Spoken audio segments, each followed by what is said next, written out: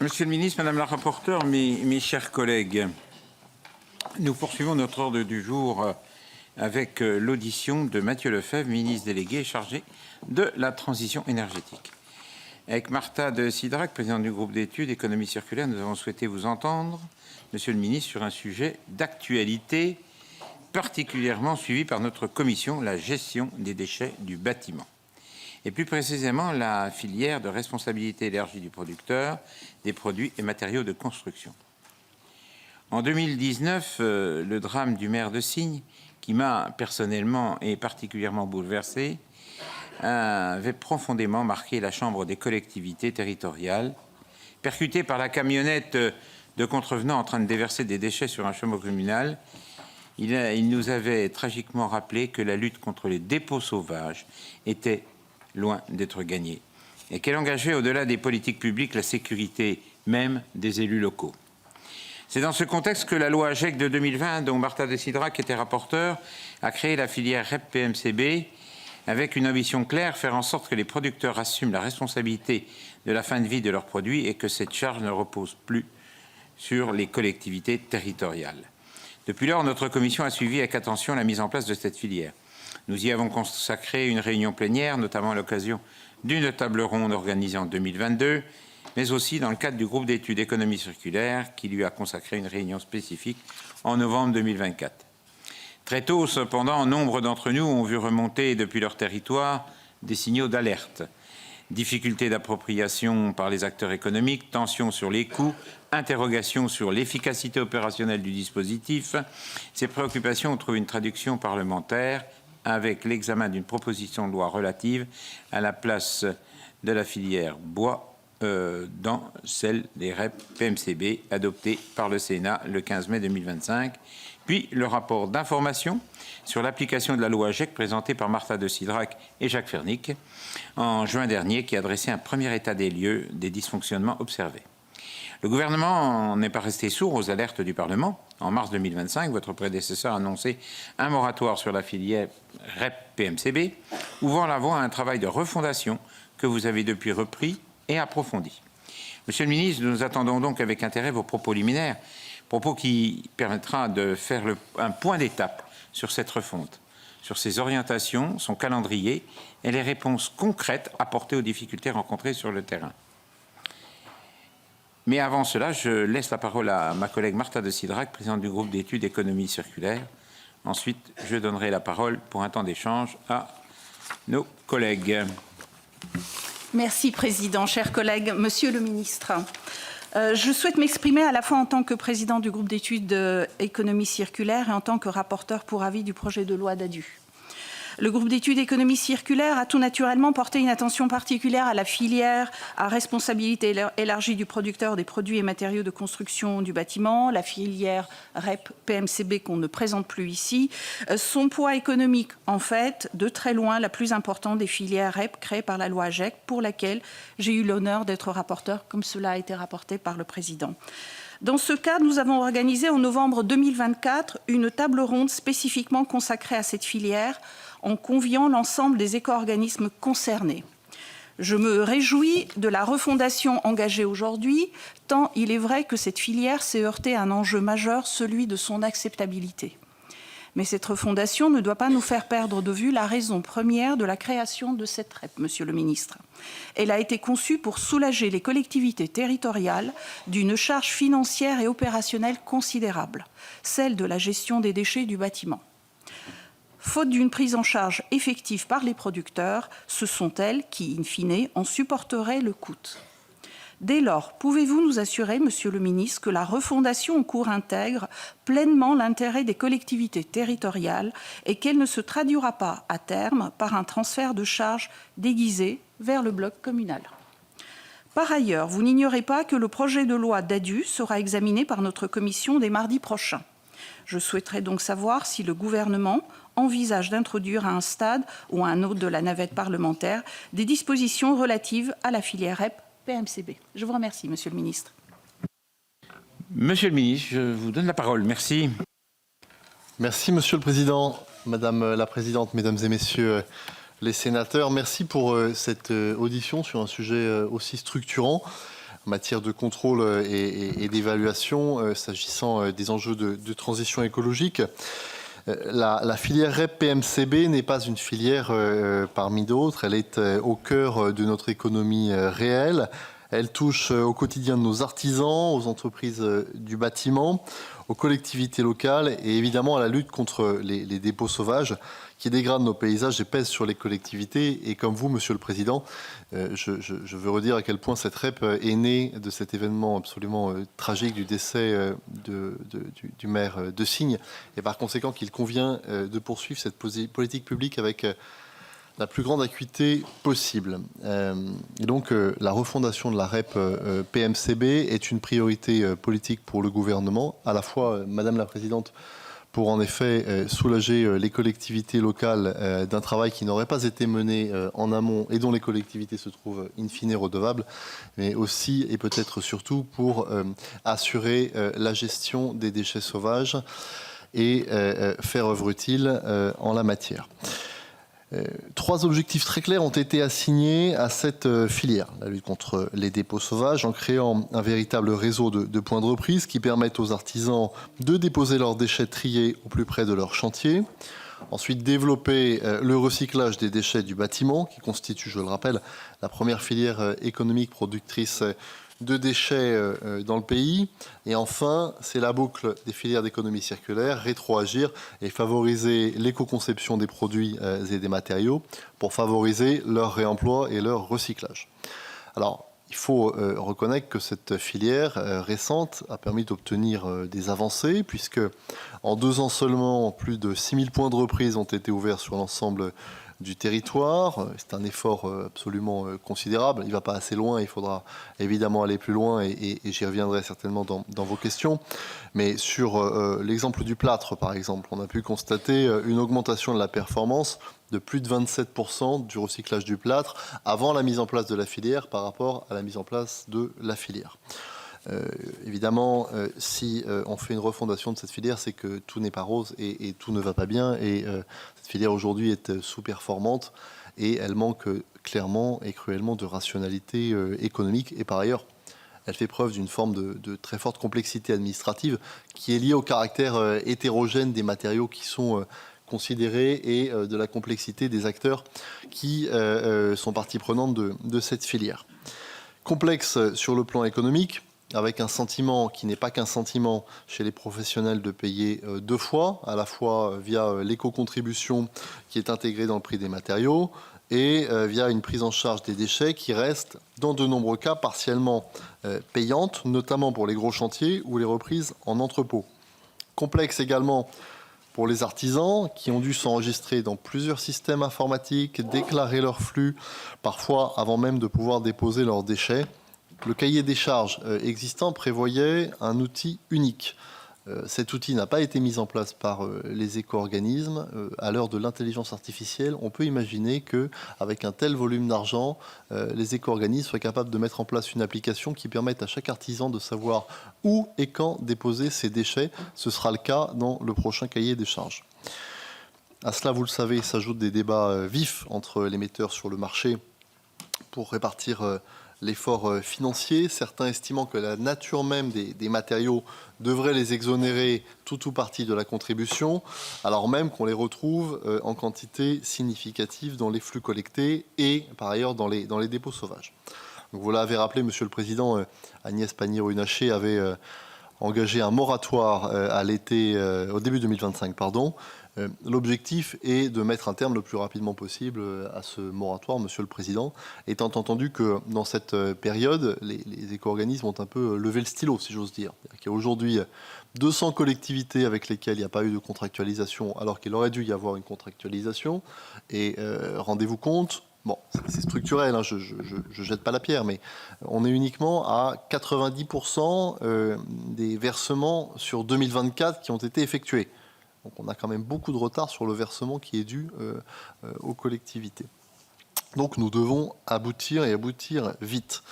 La méthode de concertation qui est la nôtre associe toutes les parties prenantes. Il y a, semble-t-il, un point de consensus qui est en train de se dégager consistant à distinguer les déchets matures des déchets non matures.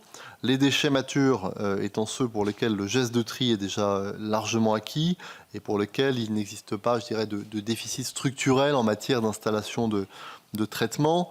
Je crois que pour ces flux, on doit avoir le courage de poser la question de juste niveau d'intervention de la filière, parce que le bénéfice environnemental peut être marginal et la performance économique peut être minimale. Et dans le fond, c'est là tout le travail de détourage qu'on doit faire dans les jours à venir. À l'inverse, pour les déchets non matures, la REP est évidemment pleinement légitime et indispensable pour structurer des filières de recyclage, développer le réseau de collecte et accompagner l'ensemble des acteurs dans l'acquisition durable du geste de tri.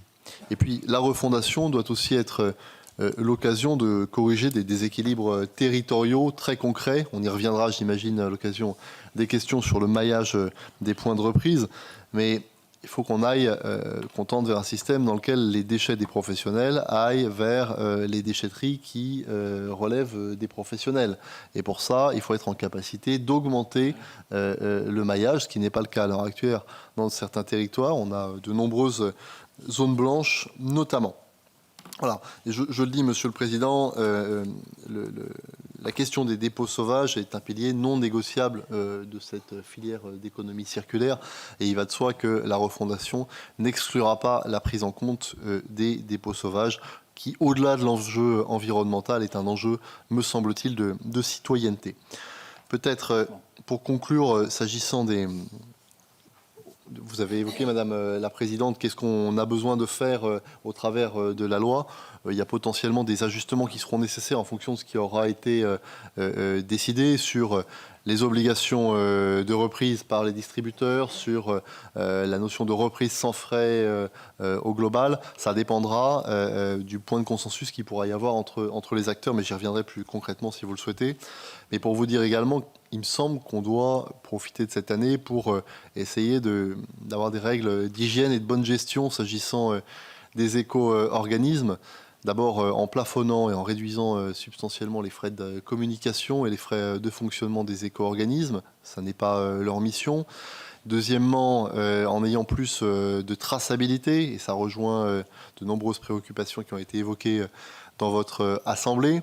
Troisièmement, en insistant sur la prévisibilité et la visibilité pour le secteur, qu'il s'agisse des éco-contributions ou qu'il s'agisse du barème de soutien en aval. Voilà. L'ensemble de ces préconisations relèvent pour partie de la loi, d'autres du domaine réglementaire. Mais je suis certain que nous pourrons travailler avec vous pour engager ce travail, étant entendu par ailleurs que le régime de sanctions dont dispose aujourd'hui l'État est largement inefficace et sous-performant pour avoir un quelconque effet sur la gestion par les éco-organismes. Il y aura peut-être des questions notamment sur la gestion post-Chido à Mayotte. Le régime de sanctions est aujourd'hui insuffisant pour guider les éco-organismes vers plus de performances économiques et plus de performances environnementales, Monsieur le Président. Merci pour ces propos liminaires. Je vais donner la parole à mes collègues. Je donne la parole à Jean-Pierre Corbizet. Merci, Monsieur le Président, Monsieur le Ministre, Madame la Présidente. Comme vous le savez toutes et tous, les déchets du BTP sont majoritairement inertes. À 76%, c'est du béton, de la brique, de la terre, 21% non inertes, bois, plastique, peinture, et puis les 3% restants, certes faibles, mais très sensibles, les déchets dangereux, en particulier l'amiante. La majorité de ces déchets provenant de la démolition et de la rénovation, démolir, construire, rénover, c'est une nécessité sociale aujourd'hui au vu de la forte demande en logement. La mise en place de la REP pour gérer la PMCB est entrée en vigueur il y a 3 ans, mais sa montée en charge reste très progressive et soulève de nombreuses difficultés. Nous avons été nombreux, je pense, et nombreux à être alertés par la CAPEB, qui nous alerte du maillage territorial très inégal des points de collecte en zone rurale et pénalise fortement les artisans dans ces territoires, au point que certains déchets sont laissés à la charge de la clientèle et que parfois ça se finit en dépôt sauvage. Monsieur le ministre, 4 petites questions. Quels moyens concrets pensez-vous mettre en place pour améliorer ce maillage équilibré de notre territoire pour la collecte de ces déchets? Vous avez évoqué 6000 points de captage, mais on sait très bien que c'est insuffisant. Pourquoi pas innover ou tester un ramassage organisé auprès de ces artisans? Pourquoi ne pas envisager l'ouverture des déchetteries publiques avec une aide de l'État pour la surcharge financière de la gestion intercommunale de ces outils publics? Concernant la gouvernance de la REP PMCB, pourrait-elle être plus équilibrée entre les représentants d'entreprises, les collectivités et les organisations environnementales? Troisièmement, comment garantir la transparence des éco-contributions afin de s'assurer que les coûts ne soient pas supportés par les artisans et donc répercutés sur le prix du logement? Et dernièrement, Monsieur le ministre, quelle est votre stratégie gouvernementale en matière de prévention des déchets? Quelle place pour le réemploi? Pourquoi pas une éco-conception imposée dès la commande publique? Quels moyens financiers réglementaires pour faire du réemploi une vraie filière structurante? Je vous remercie. Merci. Je vais donner la parole à Bernard Piffer.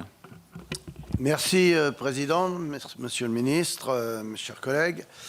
Je souhaite intervenir en tant que rapporteur de la proposition de loi visant à rééquilibrer la filière REP PMCB du secteur du bâtiment au profit des produits du bois, déposée par notre collègue Anne-Catherine Loisier et adoptée par le Sénat le 15 mai 2025. Le bois construction constitue une filière à la fois stratégique pour notre économie et exemplaire sur le plan environnemental que nous avons collectivement le devoir de soutenir. La filière bois française représente aujourd'hui 417 000 emplois directs et 28 milliards de chiffre d'affaires. Elle s'est révélée particulièrement dynamique avec 44 600 emplois créés entre 2016 et 2024 et irrigue de nombreux territoires grâce à un tissu dense de scieries et d'artisans souvent en zone rurale. Au-delà de cet apport économique majeur, le bois est un matériau de construction d'avenir. Ressource renouvelable, puits de carbone, recyclable et valorisable énergétiquement. Il coche l'ensemble des cases de la transition écologique que nous appelons de nos vœux. Pourtant, force est de constater une incohérence persistante. Les éco-contributions acquittées par les produits du bois dans la REP PMCB demeurent supérieures à la moyenne de celles applicables aux autres matériaux, alors même que leurs performances environnementales sont reconnues. Dans ce contexte, Monsieur le Ministre, comment la refonte de la filière REP PMCB permettra-t-elle de mieux tenir compte des spécificités du bois construction et d'adapter le barème des éco-contributions à ses atouts environnementaux et territoriaux? Merci, Monsieur le Ministre. Si, je vais donner la parole encore à deux de nos collègues, à Cédric Chevalier. Non? D'accord. À Alexandre Basquin. Merci. Merci, Monsieur le Président, Monsieur le Ministre, mes chers collègues. Je voulais évoquer ce matin, je vais peut-être faire un pas de côté par rapport à la REP PMCB, mais évoquer la problématique de l'amiante. Je rebondis sur ce qu'a pu dire Jean-Pierre Corbizet, qui reste un véritable fléau malgré l'interdiction de sa fabrication en 1997. Elle est encore partout, puisque selon les associations de victimes, il resterait 20 millions de tonnes qui subsisteraient sur le territoire national, dans les bâtiments scolaires notamment, construits avant 1997, dans les logements construits entre 1960 et 1990, et même dans 4% des canalisations d'eau potable qui traversent notre territoire national. Alors effectivement, on a avancé sur la question du désamiantage, quoique, parce que dans nos territoires ruraux, on a malheureusement beaucoup de dépôts sauvages qui se multiplient et qui pèsent lourdement sur les finances des collectivités locales. Et il y aurait entre 300 000 et 600 000 tonnes de traités par an. Donc on voit bien que le chemin est encore long. Et une autre problématique, c'est que le traitement passe quasi exclusivement par l'enfouissement, à 97%, ce qui apparaît selon moi comme une bombe à retardement pour les générations futures et qui risque d'ajouter un scandale sanitaire au scandale sanitaire. On manque d'alternatives sur le traitement de l'amiante. Il n'y a qu'une torche à plasma sur le territoire national dans les Landes qui permet la vitrification et de rendre inerte l'amiante. Et donc, ma question sera simple. Au-delà de la REP PMCB, envisagez-vous un véritable plan d'action d'éradication de l'amiante sur le territoire national qui va de la détection de l'amiante, puisqu'on n'a pas de cartographie précise de la détection de l'amiante et du positionnement de l'amiante sur le territoire national, à la collecte. Là aussi, on a un problème de maillage de collègues sur le territoire national jusqu'au traitement et donc une alternative à l'enfouissement. Je vous remercie. La parole est à Franck Derzin.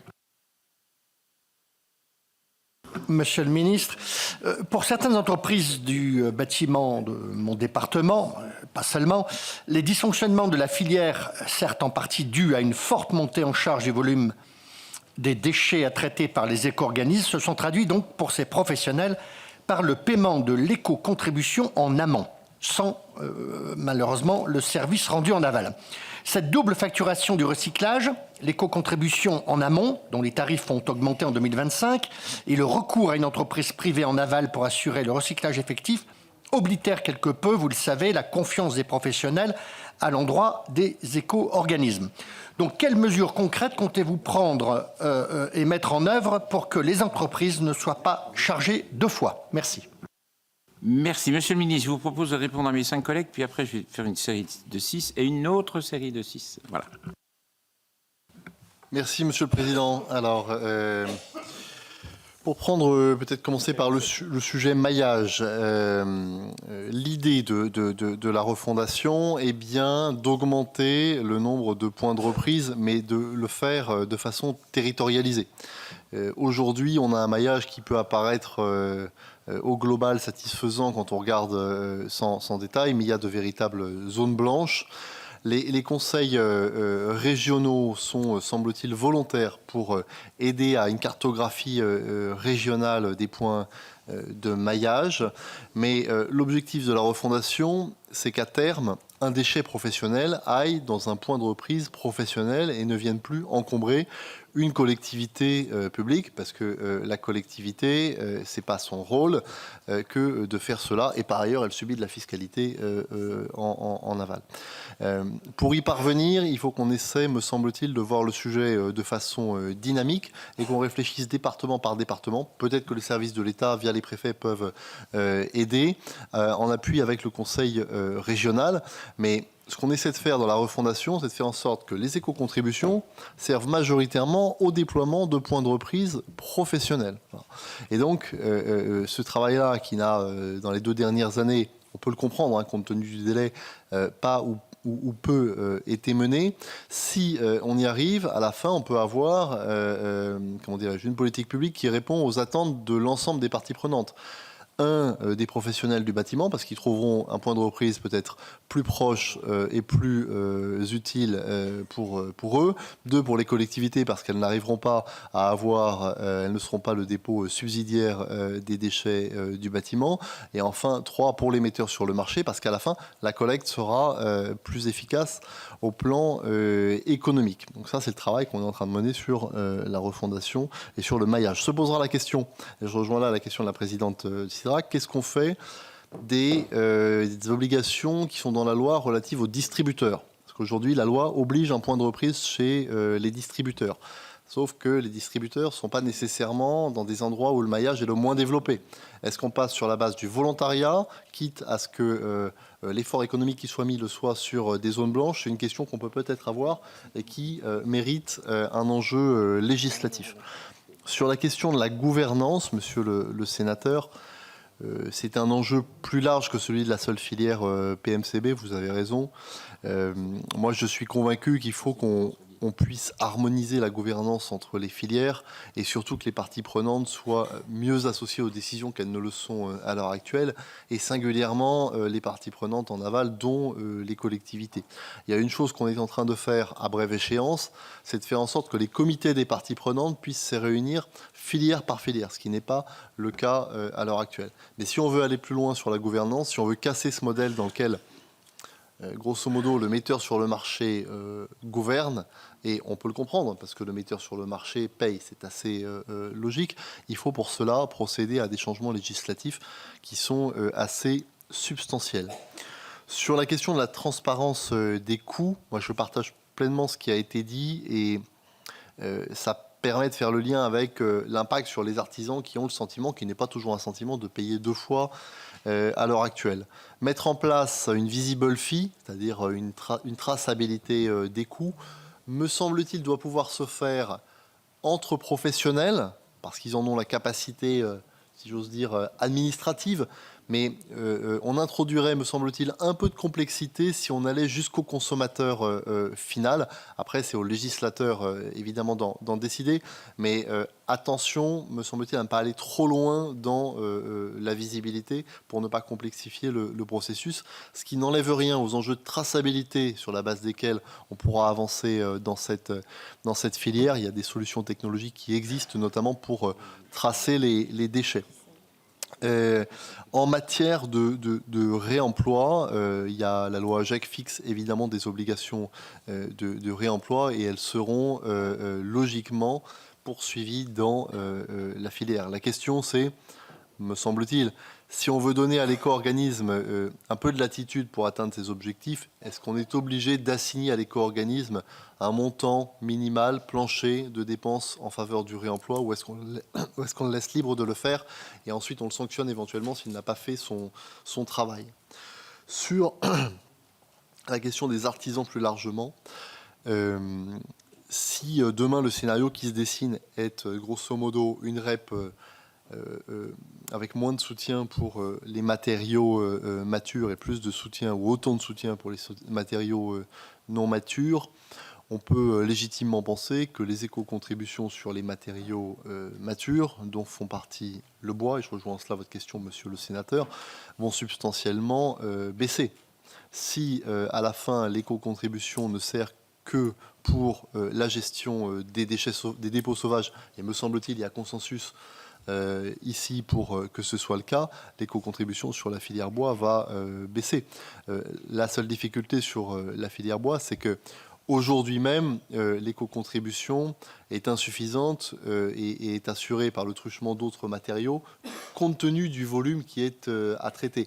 Mais l'un des objectifs de la refondation, c'est bien précisément de réduire significativement les éco-contributions sur cette filière, qui est une filière d'excellence. Et je le dis ici, quand on a des éco-contributions qui sont à hauteur de 20% sur le bois, ça n'est ni soutenable, ni entendable au plan économique. Je ne loin de moi l'idée de défendre la fraude, évidemment, mais s'il y a beaucoup de fraude à l'éco-contribution sur la filière bois, c'est parce que les éco-contributions ne sont pas soutenables. Voilà. Sur l'amiante, monsieur le sénateur, il y a un plan interministériel qui traite de cette question essentielle, qui traite à la fois le volet identification et des pollutions en aval. Si vous le souhaitez, on pourra peut-être échanger plus avant pour vous faire un point de détail sur l'avancement de ce plan interministériel. Merci. Je vais donner la parole à Marie-Claude Varayas. Non, ben voilà, c'est bien. À Jacques Fernic. Merci, Monsieur le Président. Monsieur le Ministre, vous entendre, je crois qu'on partage globalement le diagnostic. Je crois qu'on partage aussi les objectifs à atteindre, éco-conception, régulation, traçabilité, collecte, réemploi, valorisation matière et recyclage. Le souci, c'est entre les deux, quoi. Je ne vois pas trop clair là maintenant sur les mécanismes, les dispositifs, les choix qui seront faits pour passer du diagnostic aux objectifs à atteindre.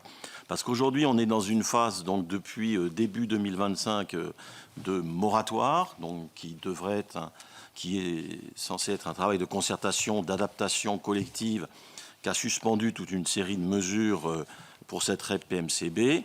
Mon interrogation, c'est est-ce que ce moratoire, c'est véritablement un moyen de relancer plus efficacement et plus justement la REP, ou est-ce que c'est une façon de juste prendre du temps, de renoncer à agir, de procrastiner? Ce qui m'interroge, c'est notamment, alors vous avez dit tout à l'heure, ça j'ai tout de suite relevé, que mettre un terme au moratoire, pour vous, c'est le plus rapidement possible, c'est ce que vous avez dit, mais par ailleurs, il y a la date de janvier 2027 qui circule pour la fin du moratoire, et donc ça me donnerait le sentiment, si c'est vers cette date-là qu'on s'oriente, que c'est plutôt le deuxième scénario de la procrastination qui serait en cours. Parce que, et Martha l'a dit en introduction, laisser traîner, remettre toujours plus loin les adaptations, les reprises en main qui s'en posent, ce serait particulièrement néfaste pour nos collectivités en but aux dépôts sauvages et qui sont le réceptacle par leur service public de gestion des déchets de tout ce qui n'est pas pris en charge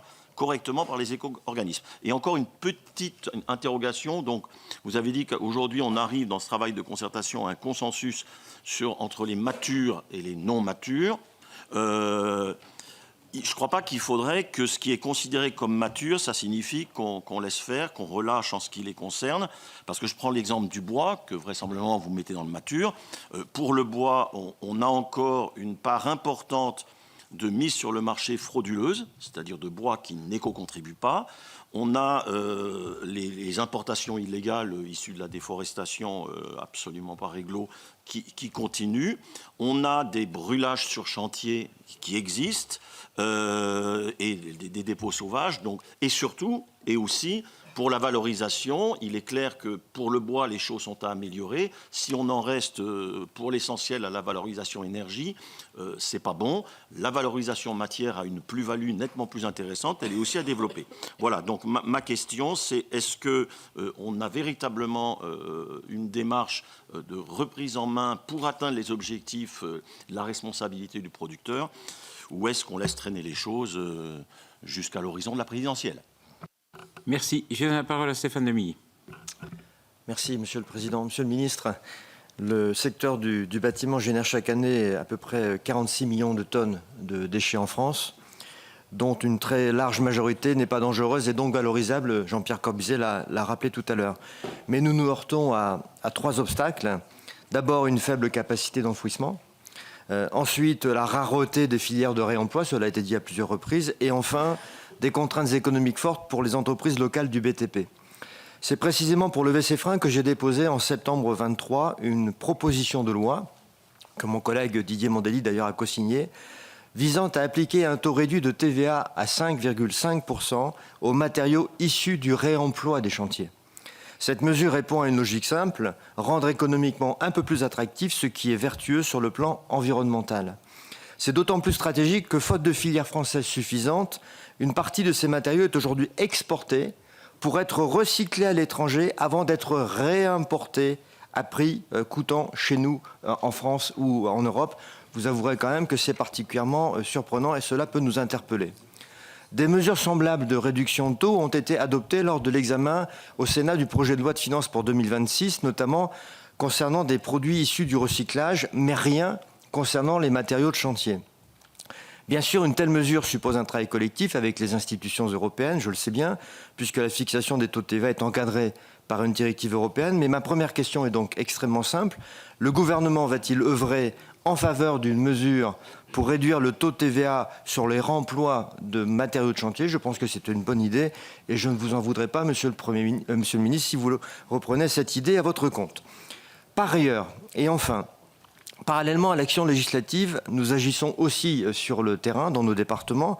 Dans la Somme, par exemple, nous avons commencé à sensibiliser les étudiants de l'IUT Génie Civil d'Amiens sur le réemploi dans les chantiers, avec des retours extrêmement positifs de la part des élèves comme des enseignants.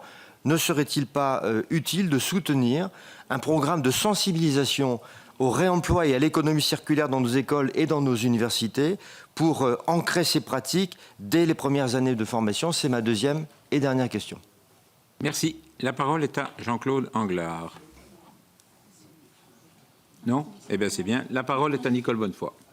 Merci, Monsieur le Président. Monsieur le Ministre, je voudrais associer mon collègue Serge Mérillou, qui est sénateur de la Dordogne, et en même temps Marie-Claude Vareas, qui est également ici présente, sénatrice de la Dordogne, à ma prise de parole.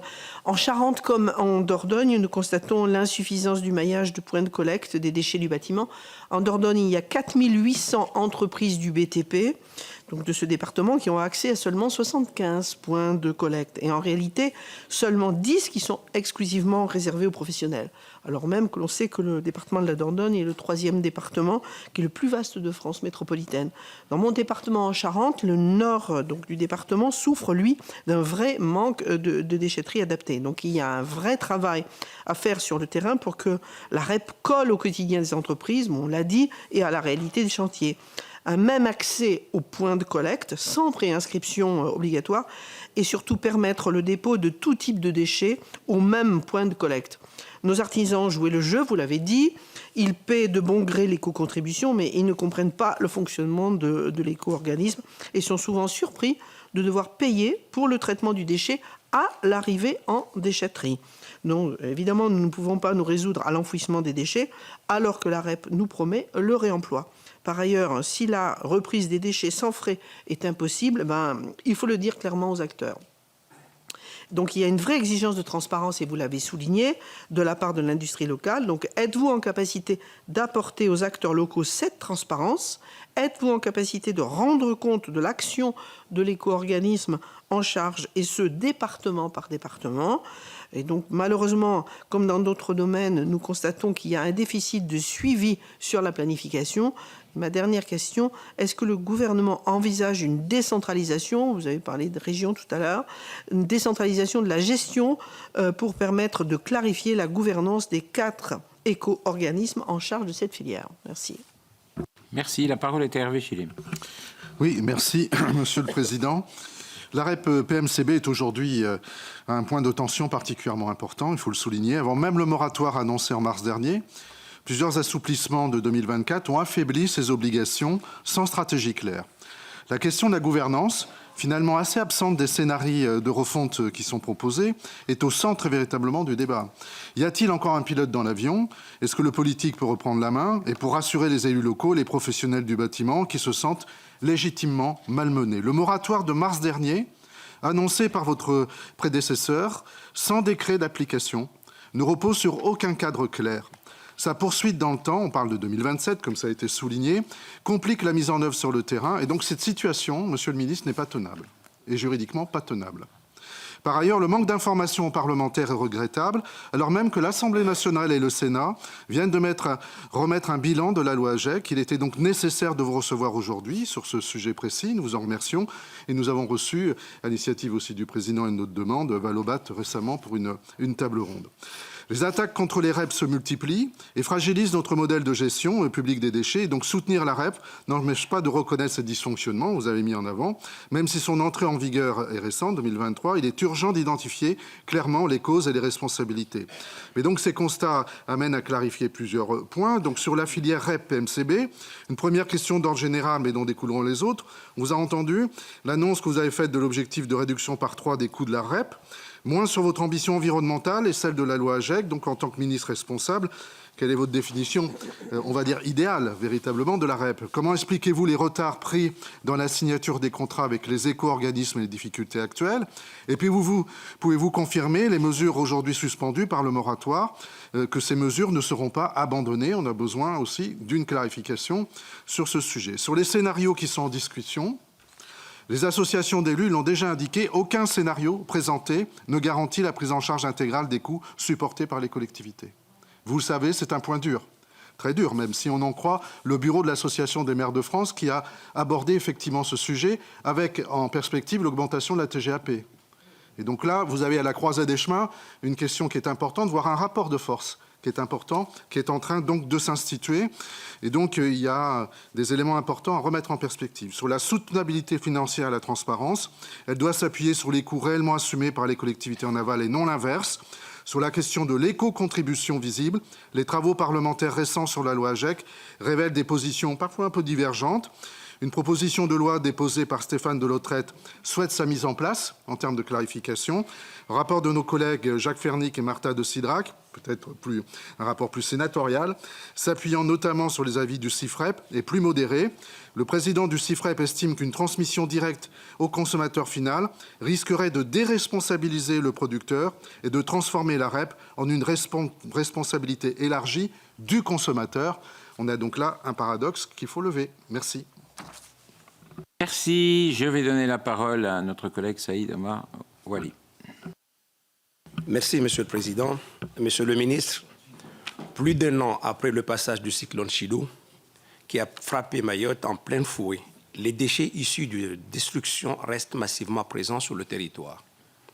Selon les chiffres communiqués par la préfecture de Mayotte, près de 10 000 tonnes de déchets auraient été générées par le cyclone Chido, et Dikeledi, un volume particulièrement important pour un territoire de seulement 374 km².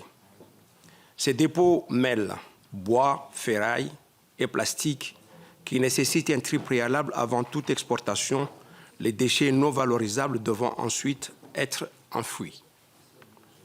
Lors de son passage à Mayotte, en décembre 2025, Madame la ministre des Outre-mer s'était engagée à libérer le terre-plein de Mtsapéré dans un délai de 30 jours. Force est de constater, Monsieur le ministre, que cette promesse n'a pas été tenue. D'ailleurs, hier, j'ai fait dépêcher mes collaborateurs sur le terre-plein de Mtsapéré. Ils m'ont fait les photos qui sont là. Je peux vous les montrer. Et c'est en pleine saison des pluies. Tout ça, ça fait déjà plus d'1 an, avec bien sûr les risques sanitaires que cela puisse engendrer pour la population. Il y a une prolifération des rats à Mayotte, qu'on n'a jamais vu ça, avec ce que cela peut engendrer. Et je n'évoque même pas, Monsieur le ministre, les 158 épaves pour partie échouées et pour l'essentiel coulées. Le CIDEVAM, le syndicat de collecte, a collecté une partie des déchets et avancé sur ses fonds propres des dépenses d'un montant total de 5 millions d'euros. À ce jour, l'État lui est redevable de plus de 6 millions d'euros. Alors, Monsieur le ministre, quelles mesures le gouvernement entend-il mettre en œuvre pour assurer la prise en charge de la facture supportée par le CIDEVAM, syndicat déjà fragilisé avant les événements cycloniques et dont les moyens n'étaient pas dimensionnés pour assurer l'ensemble des opérations relevant de la gestion de crise post-Chido. Un rapport annexé à la loi du 11 août 2025 de programmation pour la refondation de Mayotte prévoit notamment la transmission au comité de suivi avant le 31 décembre 2025 du calendrier des investissements relatifs au rattrapage structurel et au traitement des déchets générés par le cyclone Chido. Or, en tant que membre de ce comité de suivi, je n'ai pas été destinataire de ce document. Par un courrier en date du 5 janvier 2026, j'ai rappelé à Madame la ministre des Outre-mer que cette situation demeure à ce jour inchangée. Alors, Monsieur le ministre, deuxième question, avez-vous connaissance de ce rapport ainsi que ses conclusions et pouvez-vous m'indiquer dans quel délai ces éléments seront communiqués au comité de suivi? Je vous remercie. Monsieur le ministre. Merci, Monsieur le Président. D'abord, sur les éléments de calendrier. Donc, premièrement, le moratoire n'est pas un arrêt de la filière. Il y a une interprétation extensive qui a pu être faite par certains acteurs de ce qu'a dit et lancé Agnès Pannier-Runacher, mais le moratoire, ça n'est pas l'arrêt de la reprise des déchets. Et si la refondation devait nous amener à devoir agréer ou réagréer les éco-organismes, étant entendu que ça pourrait prendre un petit peu de temps, parce que nécessairement ça prend du temps, on prendrait en compte la performance économique et environnementale de ceux-ci dans cette période. Autrement dit, il n'est pas acceptable que depuis janvier 2024, tous les versements dus aux collectivités ne l'aient pas été et que tous les éléments de contractualisation avec les collectivités, et je rappelle 200 collectivités qui sont en attente d'une contractualisation, n'aient pas fait l'objet d'une contractualisation. Là où on se heurte à une difficulté, c'est que le régime actuel de sanctions qui est prévu par la gouvernance est un régime de sanctions qui est, pour le dire poliment, inadapté à ce type de défaillance et cela nécessite de revoir en profondeur la loi et la gouvernance au global des filières REP. S'agissant des scénarios qui sont sur la table. Il y a un scénario qui n'est pas sur la table, ou qui l'est de façon théorique, c'est l'arrêt de la REP. Mettons-le de côté, il y a un consensus à grand minima pour traiter la question des dépôts sauvages, pour traiter également la question du traitement dans l'ensemble des Outre-mer, également, me semble-t-il. Il y a un deuxième scénario qui consiste à ne concentrer la REP que sur la collecte des déchets et uniquement sur le traitement en Outre-mer. c'est un scénario qui a une faible portée environnementale, puisque pour les déchets non matures notamment, ce serait, me semble-t-il, une régression. Il y a un scénario qui consiste à renvoyer à chaque filière le soin de traiter ces déchets et ensuite de le refacturer aux acteurs concernés. Il pose un problème d'opérationnalité, puisqu'une fois que vous avez envoyé dans une déchetterie vos déchets matures et non matures, je ne sais pas véritablement comment on est capable de se retourner vers telle et telle filière pour refacturer le coût de la valorisation de ces déchets. Il y a un scénario qui, semble-t-il, se fait un peu plus consensuel aujourd'hui, consistant à distinguer les matériaux matures des matériaux non matures. Ce qui voudrait dire que pour les matériaux matures, on aurait une éco-contribution qui serait beaucoup moins importante qu'à l'heure actuelle et qui serait stable pour les matériaux non matures. Mais il n'y a pas de scénario aujourd'hui dans lequel on peut avoir à la fois une reprise gratuite sans frais de l'ensemble des déchets, une compensation intégrale des coûts pour les collectivités et des contributions qui soient stables pour les entreprises. Et d'ailleurs, dans le droit existant, il n'y a pas de reprise sans frais intégrale pour les artisans, vous l'avez mentionné, et il n'y a pas de compensation intégrale des coûts pour les collectivités. On peut le déplorer, mais ces objectifs sont contradictoires les uns avec les autres. Et donc le travail qu'on essaie de mener, c'est de concilier les impératifs des parties prenantes avec à l'esprit la nécessité de poursuivre la valorisation environnementale de ces déchets. Sur la question de la réduction des coûts, c'est en effet un objectif que j'ai pu assigner à cette refondation pour une raison simple, c'est qu'aujourd'hui la filière c'est environ 465 millions d'euros de gestion d'éco-contribution et si on ne fait rien, ça va devenir 1,2 milliard dans 3 ans. Je pense qu'on peut toutes et tous convenir qu'au plan économique, c'est difficilement soutenable pour les entreprises de France. Et donc, il faut qu'on essaie de trouver une façon de détourer le sujet qui, me semble-t-il, peut passer par cette ligne de crête que l'on évoque entre matériaux matures et non matures. Sur les artisans, si on fait ça, à la fin, ils ne subiront plus la double peine d'une éco-contribution en augmentation et d'une reprise avec frais. Un, parce qu'on va augmenter le réseau de maillage, ça ne se fera pas tout de suite, Madame la sénatrice, vous avez raison, mais si on engage le processus, demain, on aura un maillage qui sera plus dense et qui permettra aux artisans d'avoir plus de facilité. Et deuxièmement, ils auront moins d'éco-contributions qui leur est indirectement refacturées sur les matériaux qui seront non pas sortis de la REP, mais qui feront l'objet d'un traitement à minima par la REP. Donc vous le voyez, monsieur le sénateur Fernic, il ne s'agit pas de procrastiner, il s'agit de trouver la meilleure solution possible pour une mise en œuvre. Moi j'ai bon espoir qu'elle intervienne au printemps 2026, mais il faut bien voir que la montée en puissance, notamment du réseau de maillage, va prendre plusieurs mois, et c'est assez logique. Et il faut qu'on raisonne en dynamique sur cette filière. Le temps que le maillage monte en puissance, le temps que les distributeurs puissent peut-être modifier leur point de collecte, alors à ce moment-là, on aura une neutralisation de l'augmentation des éco-contributions. Sur la TVA, monsieur le sénateur Demilly, d'abord, il y a les enjeux européens que vous avez évoqués et évidemment dont vous avez pleinement conscience, mais surtout, on est là sur un sujet privé. C'est de l'argent privé qui doit servir au traitement des déchets.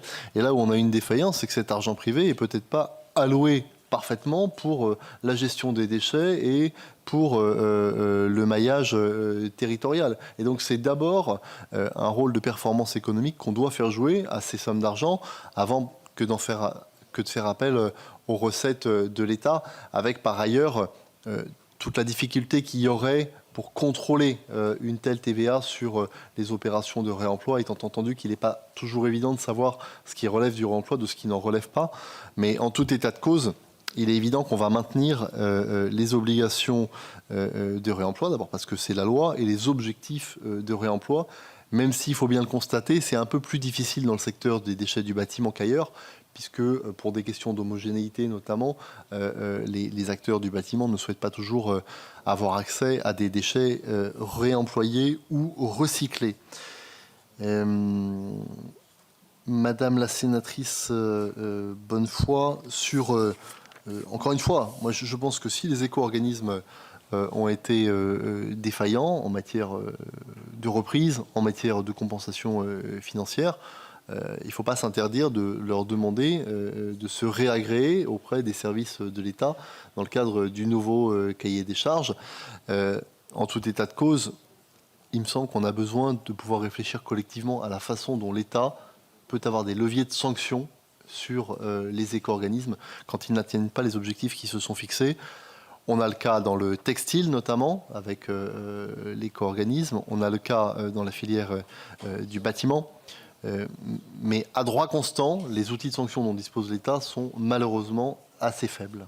Monsieur le sénateur Omar Oili, alors, ce que je peux vous dire, c'est qu'on a écrit avec la ministre Mouchou en décembre dernier à l'éco-organisme, aux éco-organismes pour les mettre en demeure de reprendre les déchets suite au cyclone Chido. Manifestement, photo à l'appui, ça n'a pas été fait. Donc nous allons une nouvelle fois les mettre en demeure et engager un régime de sanctions le cas échéant dans le respect encore une fois du droit existant. Étant entendu, sans vouloir les décharger de leurs responsabilités, que la difficulté, c'est que les éco-organismes doivent reprendre après tri.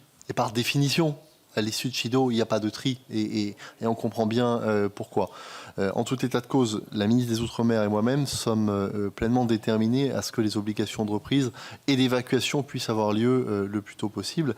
Et je m'engage, si vous le souhaitez, à ce qu'on puisse recevoir conjointement les représentants des éco-organismes pour qu'ils nous fassent le point sur ce qui a été fait depuis la mise en demeure au mois de décembre dernier. Et s'agissant des rapports, je me tourne vers la Direction générale de la prévention des risques, j'en ai pas connaissance, mais si on les a, on les a. Bon, eh bien, les deux, on va vous les transmettre, monsieur le sénateur, dans la journée. Voilà. Merci. La parole est à Simon Uzena. Merci Monsieur le Président.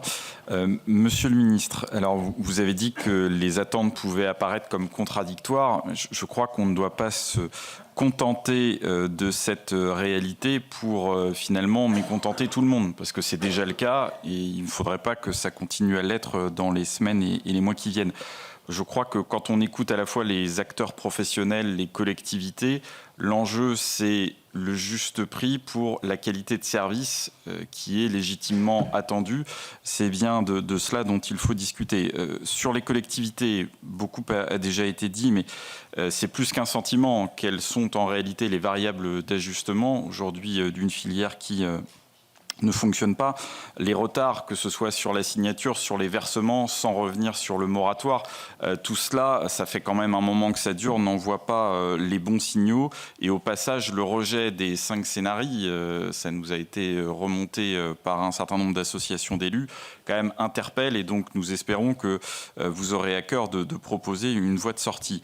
Sur le maillage, notamment dans la ruralité, j'ai bien entendu les points de vigilance que vous pouviez exprimer, mais il est clair que certaines grandes surfaces de bricolage aujourd'hui, notamment, n'assument pas leurs obligations et que cela pourrait être une partie de la solution. Pas toute la solution, mais une partie de la solution. L'autre élément, c'est par exemple aussi la collecte en entrepôt. Est-ce que sur ce point, vous prévoyez d'avancer? Puis enfin, 3 points très précis. Le souhait des collectivités que l'aval définisse bien l'amont. Et ça, je crois que nous pouvons le partager, collectivité comme entreprise d'ailleurs, sur la distinction que vous continuez d'opérer entre les matures et les non matures. Pour les collectivités, en tout cas, cette distinction apparaît comme inapplicable. Donc, est-ce que vous avez aujourd'hui des solutions à leur proposer? Et puis, sur les deux derniers points, les délais trop courts pour les entreprises quand les barèmes évoluent sur décision des éco-organismes, c'est évidemment pas tenable parce que vous êtes obligé derrière de réviser vos devis ou de supporter ces charges supplémentaires. Donc, comment on garantit un délai minimal raisonnable? Celui de 6 mois a été évoqué. Sur la gouvernance, je fais suite aussi aux propos de mon collègue Hervé Gillet. Le fait d'associer effectivement les entreprises, là, il ne faut pas laisser le choix aux éco-organismes. Et à un moment donné, c'est bien la responsabilité du politique de garantir cette pleine association pour qu'on ne soit pas en permanence dans des décisions subies qui finalement conduisent à un rejet d'une démarche qui est pourtant essentielle. Et dernier point sur le régime de sanctions, vous avez dit dans votre propos liminaire qu'il était inefficace. Dans une des réponses aux questions, vous avez dit qu'il était inadapté. Bon, on peut faire ce constat, ça fait maintenant un moment que cela dure. Quelles solutions concrètes vous pouvez mettre sur la table, étant entendu qu'après il appartiendra aux législateurs d'avancer, mais qu'on puisse là aussi préciser cet horizon, parce que continuer à dire que ça ne fonctionne pas, bon, on en est tous d'accord.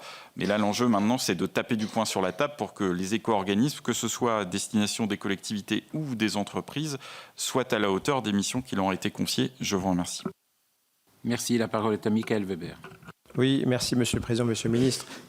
Beaucoup de choses ont été dites, donc je ne voudrais pas faire de la redite, mais on a un sujet sur la filière bois, ça a été évoqué.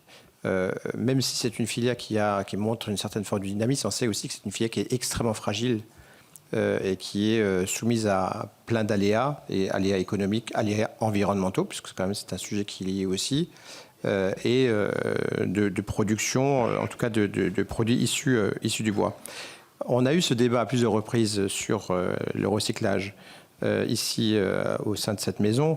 Et la question que je me pose, c'est pourquoi est-ce que pour des matériaux particuliers comme celui-ci, plutôt que de dire qu'on va essayer de baisser le coût, on ne prend pas en compte la spécificité du matériau bois. C'est un matériau biosourcé, qui a des qualités écologiques qui est indéniable.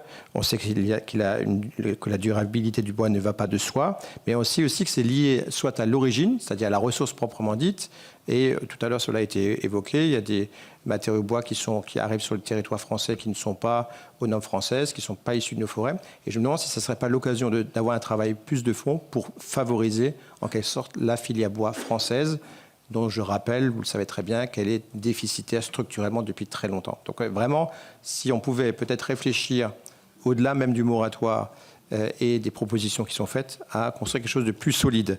Et le deuxième élément, c'est évidemment, on est sollicité régulièrement sur les petits volumes pour les très petites entreprises qui aujourd'hui ont une reprise sans frais de ces petits volumes. Là encore, comment est-ce que cela peut évoluer à l'avenir, puisque c'est un peu la même problématique, et ce qu'on évoquait sur les déchets sauvages, c'est aussi parfois cela qu'on ne détecte pas. Je crois que la CAPEB elle est vraiment vigilante, ou elle souhaite que cette situation particulière soit prise en compte. Est-ce que cela sera le cas à l'avenir? Merci. La parole est à Alain Dufour.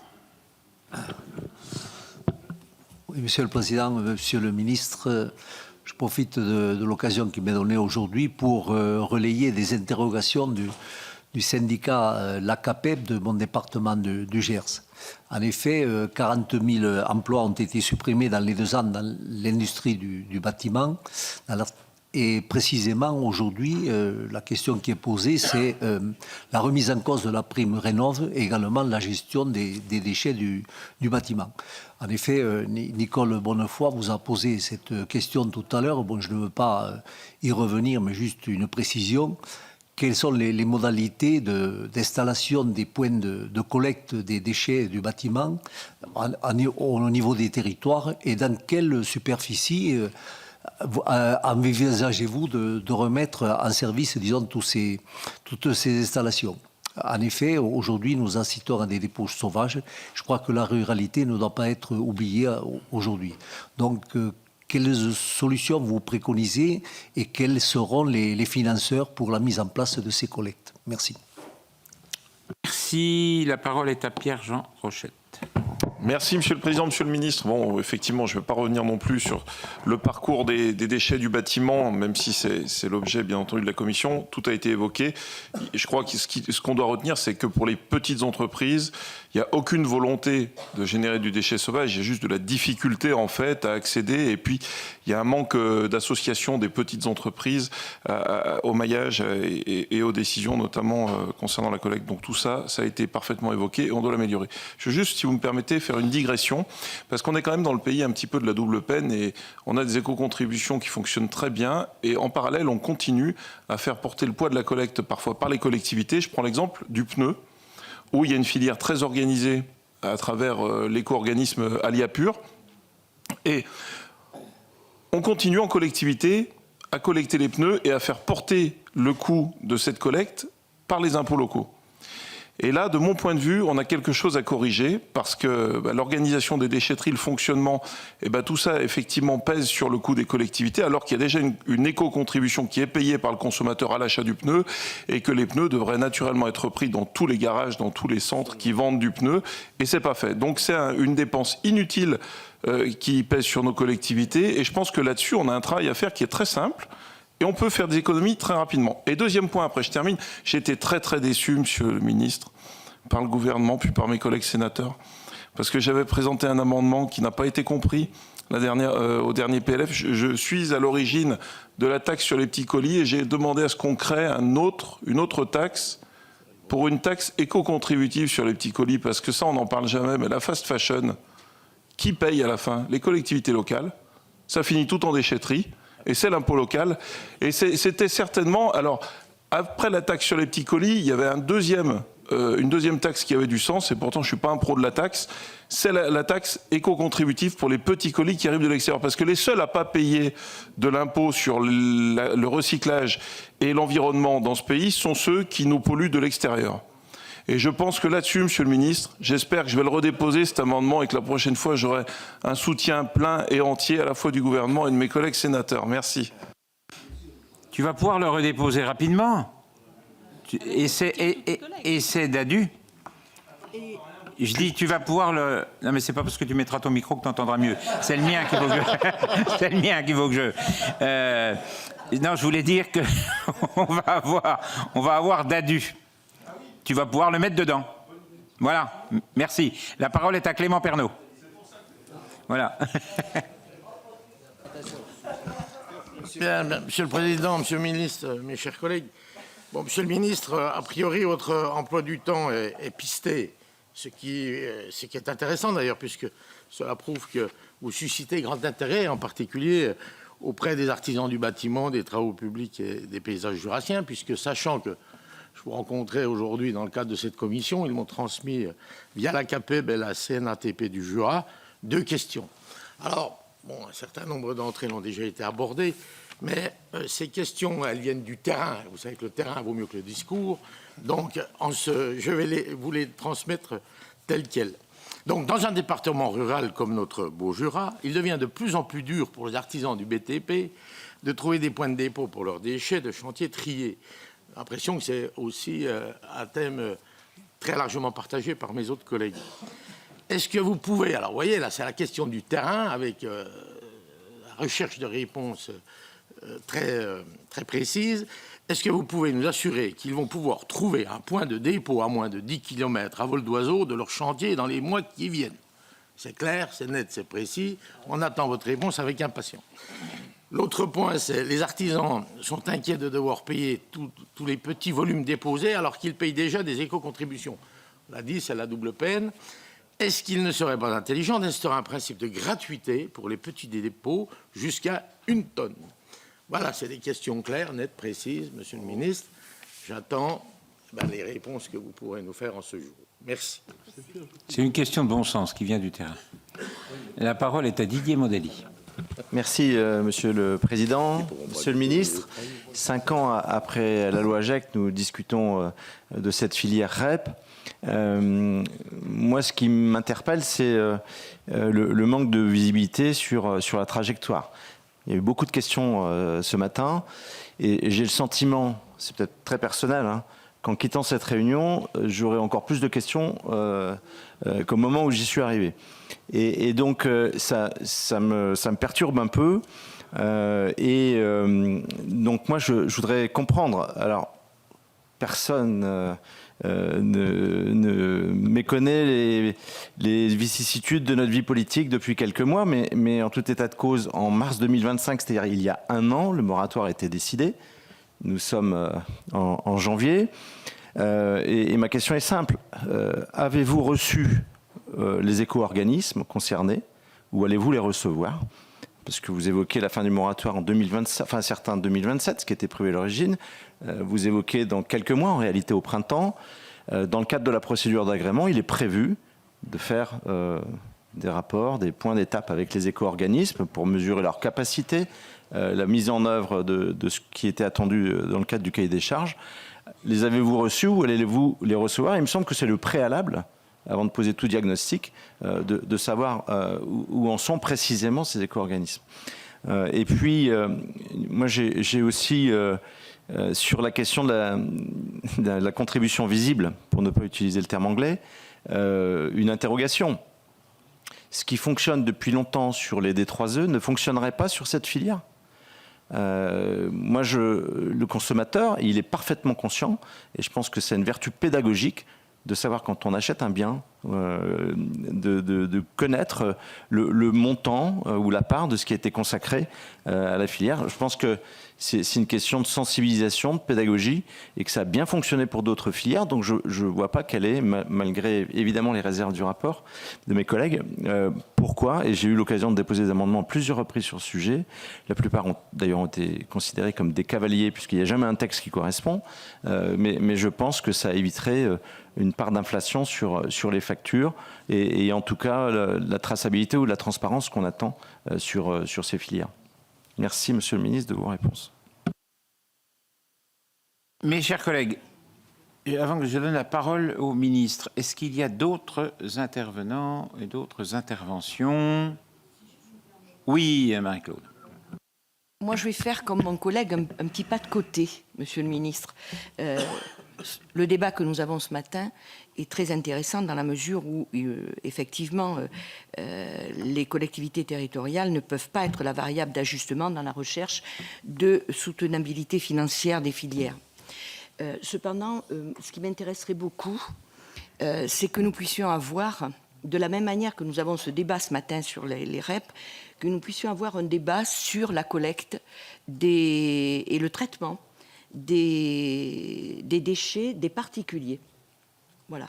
Parce que, comme mon collègue a été déçu du vote de son amendement, j'ai été personnellement déçu que le Sénat n'approuve pas, ne vote pas ma proposition de loi concernant la mise en place d'une tarification sociale suite à la mise en place de la redevance incitative. Nous savons que la TGAP augmente, qu'il faut enfouir le moins possible, qu'il faut essayer de trier donc un maximum. Et j'ai trouvé que je ne comprendrai jamais la raison pour laquelle le Sénat a refusé de mettre en place, d'approuver cette démarche qui consistait à permettre aux élus, par délibération, de mettre en place une tarification sociale qui ne demandait pas du tout de crédit sur le budget de l'État. Surtout que je souligne quand même que la TGAP encaissée par l'État, c'est plus de 1,3 milliard. C'est important et que ce serait pas mal que ça ruisselle un petit peu sur les collectivités pour les accompagner. Voilà. Là, il s'agissait simplement de faire une tarification qui prenne en compte des situations particulières, comme des problèmes de santé, des problèmes d'incontinence chez les personnes âgées, qui prennent en compte le fait qu'on ne peut pas aujourd'hui exonérer les associations caritatives, par exemple. Ce sujet, je ne l'abandonnerai pas et je pense qu'il faudra qu'il revienne. Merci. Y a-t-il d'autres intervenants? Non? Eh bien, Monsieur le Ministre, je vous cède la parole. Merci, Monsieur le Président. D'abord, je vous prie de bien vouloir m'excuser, Monsieur le Président Mandelli, si je n'ai pas été clair. Je vais essayer de l'être cette fois-ci. Il y a un triangle d'incompatibilité dans cette filière. On ne peut pas vouloir des contributions limitées pour les entreprises, une reprise sans frais pour les professionnels du bâtiment et une compensation intégrale pour les collectivités. Dès l'instant où on veut plus de performance environnementale et plus de rationalité économique, qui suppose de limiter les coûts pour les entreprises, il faut faire des choix en fonction de la performance environnementale. L'option qui est en train de se dessiner, je ne sais pas si elle est consensuelle, je ne sais pas si elle pourra l'être, en tout état de cause, le dialogue avance, consiste à distinguer ce qui serait pris en charge pour les déchets matures et ce qui serait pris en charge pour les déchets non matures. Pour les déchets matures qui ont une forte valorisation environnementale, il y aurait moins de contributions à l'entrée parce qu'il y aurait moins de services à la sortie. En revanche, pour les déchets non matures, rien ne changerait. Concrètement, monsieur le sénateur Weber, pour la filière bois, cela signifie que les éco-contributions sur la filière du bois diminueraient. S'agissant des collectivités, moi je partage pleinement votre préoccupation. Dans cette filière, comme dans d'autres, et la question de la fast fashion a été évoquée, c'est la même chose. À la fin, il y a beaucoup de mise sur le marché et les collectivités, se retrouvant en dernier dans la hiérarchie temporelle, elles se retrouvent à devoir gérer ce qui n'a pas été bien fait en amont. Pour que ce soit, pour qu'elles aient moins de choses à gérer, il faut qu'il y ait potentiellement moins de mise sur le marché, de l'éco-conception pour que ce qui est mis sur le marché soit réutilisable ou réemployable, et 3, avoir des capacités industrielles en amont pour pouvoir traiter et valoriser ce type de déchets. Et c'est là qu'intervient la notion de maillage, et c'est là que je propose que les éco-contributions soient majoritairement destinées à déployer des points de maillage dans l'ensemble des départements de France, ce qui n'a peut-être pas encore été suffisamment territorialisé aujourd'hui, puisqu'avec l'obligation de reprise sur les points de distributeurs, mais c'est une obligation qui est fixée dans la loi, on se retrouve avec des départements qui sont bien dotés, et d'autres qui ne le sont pas du tout. Donc, l'enjeu de cette filière, c'est de créer des points de maillage et de faire en sorte que les déchets du bâtiment aillent vers les déchetteries du bâtiment et donc que les collectivités soient délestées de ce type de déchets. Sur les enjeux de prévisibilité des contributions, dans la REP sur les emballages professionnels, c'était monsieur le sénateur qui me posait cette question, on a demandé 9 mois de visibilité aux éco-organismes, en effet, pour que les entreprises puissent prévoir. C'est, me semble-t-il, une règle de bonne gouvernance qu'on devrait pouvoir se fixer à chaque réouverture de cahier des charges. Sur la question des sanctions, la loi est ce qu'elle est à l'heure actuelle, et le régime de sanctions est fixé par la loi. Si demain on veut des reprises financières immédiates en cas d'absence de performance, si demain on veut aller taper le portefeuille des éco-organismes quand ils ne reprennent pas les déchets à Mayotte par exemple, il faut changer la loi. Voilà. Il faut réformer le système de gouvernance des éco-organismes. De la même manière, si on veut que les éco-organismes ne soient pas obligés de dépenser un certain montant pour le réemploi ou pour le recyclage, non pas qu'il ne faille pas faire de réemploi ou de recyclage, mais si on veut qu'elles le fassent et qu'elles soient jugées sur leur performance in fine, il faut changer la loi. Ce n'est pas ce que permet la loi à l'heure actuelle. S'agissant des préoccupations du monde du bâtiment, moi j'y suis extrêmement attentif. J'ai rencontré à plusieurs reprises évidemment la CAPEB, la FFB, la FNTP, pas seulement à Paris, mais j'ai demandé également aux directions régionales de l'environnement de recevoir l'ensemble des professionnels du bâtiment. Et ce qui ressort, c'est un souci de maillage territorial, en effet, mais 2, également une absence de lisibilité et de prévisibilité du point de reprise. Et de ce point de vue, il me semble qu'on est capable, je l'ai dit tout à l'heure de l'intelligence artificielle, de développer une application dans laquelle un artisan sait où se trouve le point de reprise et à quelle heure il est ouvert. Les éco-organismes n'ont pas progressé sur ce sujet. Ils devront pouvoir le faire dans le prochain cahier des charges. Et s'agissant des petits volumes, vous évoquez 1 tonne, il faut qu'on regarde combien à la fin ça coûte en termes de prise en charge globale.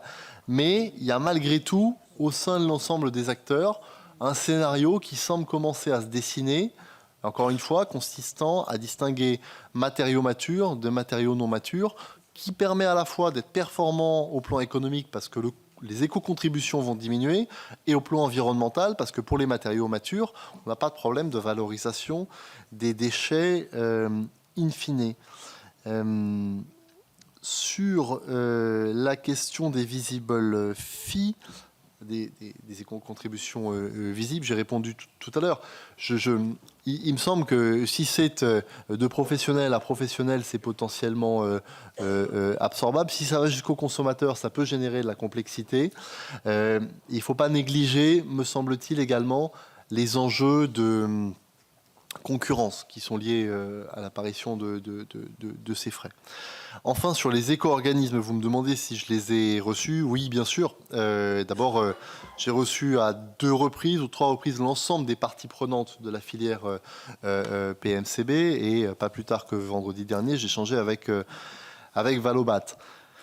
Mais il faut aussi avoir conscience que, alors je ne leur jette pas la pierre, mais sur une montée en puissance aussi rapide, on lève quand même 465 millions d'euros en 2 ans, la montée en puissance des éco-organismes et l'anticipation de leurs besoins n'a manifestement pas été la bonne, à tel point que certains se retrouvent aujourd'hui dans une situation financière délicate. Encore une fois, je ne leur jette pas la pierre, mais je pense que les anticipations de départ n'ont pas été les bonnes.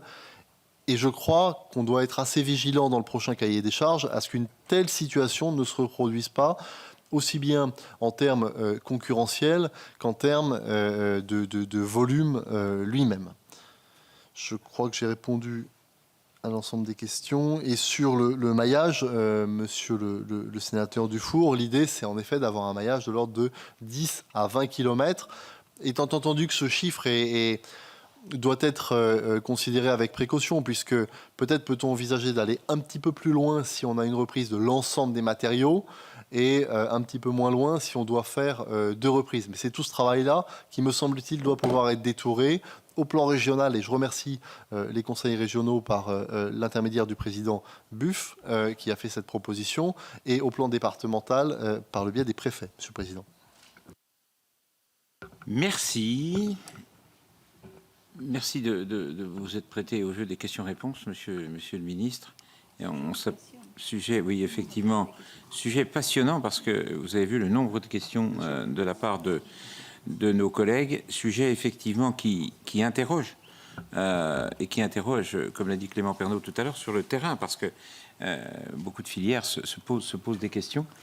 Et je crois qu'on ne peut pas, aujourd'hui, ayant connaissance à la fois des difficultés de traitement, mais des difficultés aussi de répondre aux attentes et des difficultés avec les coûts qui sont importants. Je crois qu'aujourd'hui, on ne peut pas ne pas effectivement se pencher sérieusement sur ce problème et puis y apporter des réponses concrètes au vu de l'expérience, qu'on a quand même un peu de recul. Et puis, on a quand même quelques points positifs, heureusement, mais des points négatifs. Et je crois que c'est tout ça qu'il faut qu'on fasse pour essayer de trouver une solution la meilleure. Je vais donner la parole à Martha de Cidrac.